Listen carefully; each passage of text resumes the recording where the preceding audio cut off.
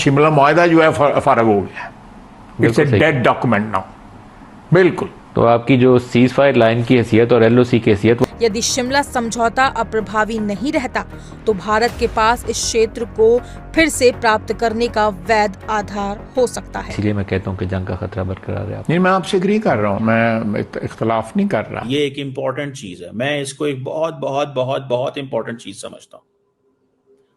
समझ गए आप बात को? इंडिया को ये चीज समझ है कि इंडिया ने बार बार कहा है कि operation Sindoor is not over.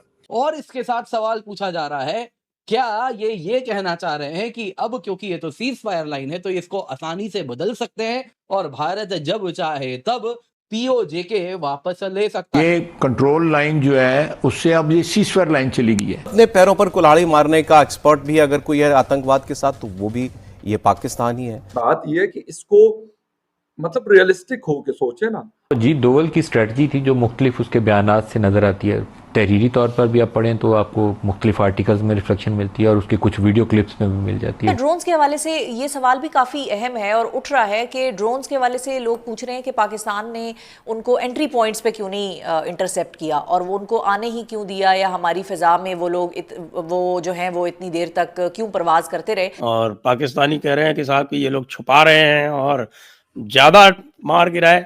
जो इंडियन एयरफोर्स है वो अपनी एयर ड्रिल्स करने जा रही है 7 से 8 जून को।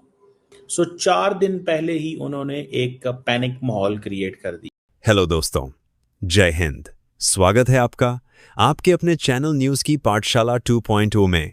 तो पाकिस्तान सिंधु जल समझौते को लेकर बौखलाया हुआ है।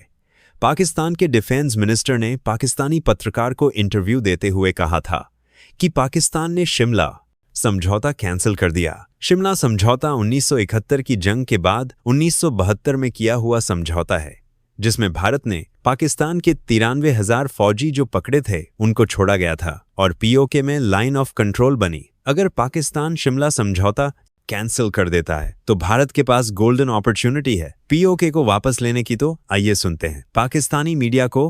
भारत ने एक जिसे बोलते हैं ना नोटम जारी कर दिया है और नोटम ये है कि पाकिस्तान के बॉर्डर के ऊपर जो इंडियन एयरफोर्स है वो अपनी एयर ड्रिल्स करने जा रही है 7 से 8 जून को।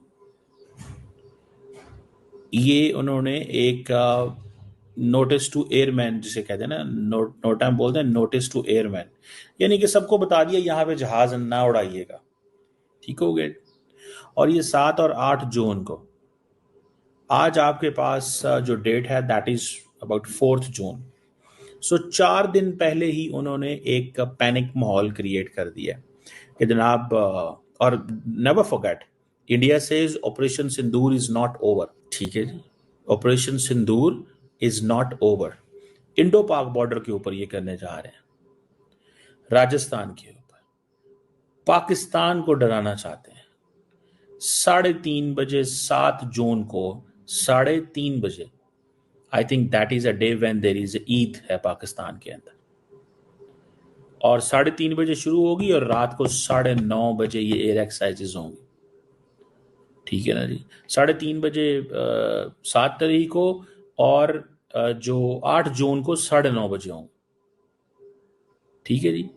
एयर स्पेस बंद कर दी गई है। मसला क्या है? एक जोन को डेजिग्नेट किया इंडिया ने जिसमें वो एरियल ऑपरेशन जो है वो करने जा रहे हैं, और आईएएफ जो है उसने तमाम ऑफिशियल्स को इन्फॉर्म कर दिया है।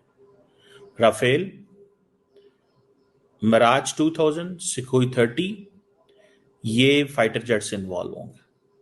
Surveillance platforms and support system भी इन्वॉल्व होगा। समझ गए आप बात?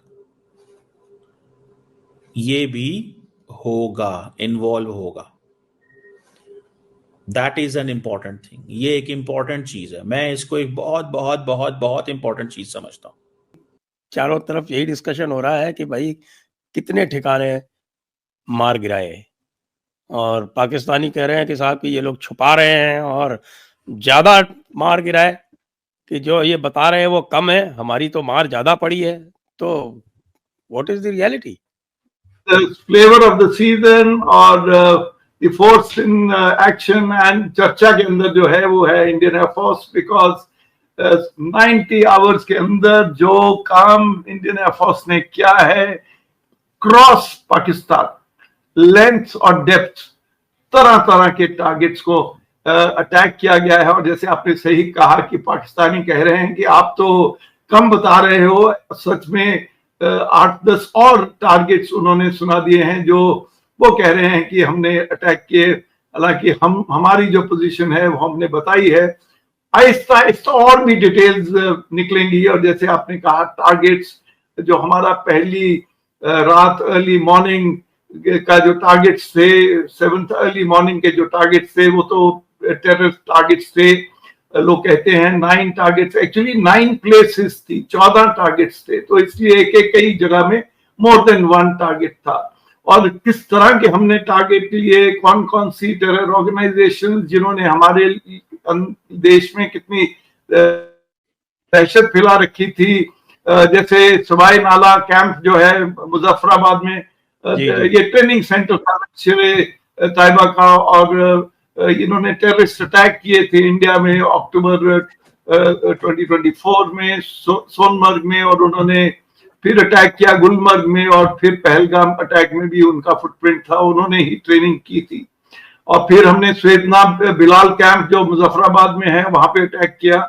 This was a staging area, Jaish e Mohammed का एक स्टेजिंग एरिया है, और यहाँ पे वेपन्स एक्सप्लोसिव्स स्टोर किए जाते हैं जंगल के अंदर, और वहां पे ट्रेनिंग दी जाती है जंगल को के अंदर जो टेररिस्ट है उनको कैसे सरवाइव करना है जब वो कश्मीर के अंदर आ जाते हैं।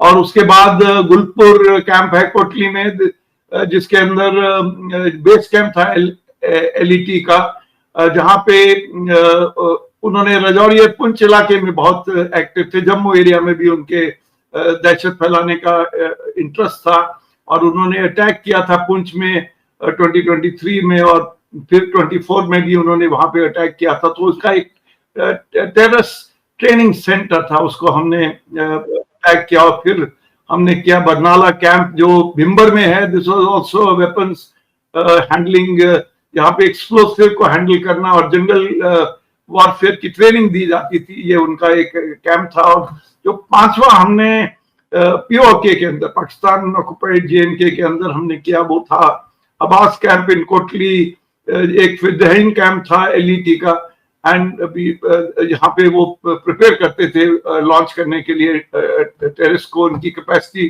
15-20 टेररिस्ट को एट ए टाइम ट्रेन करके लॉन्च पैड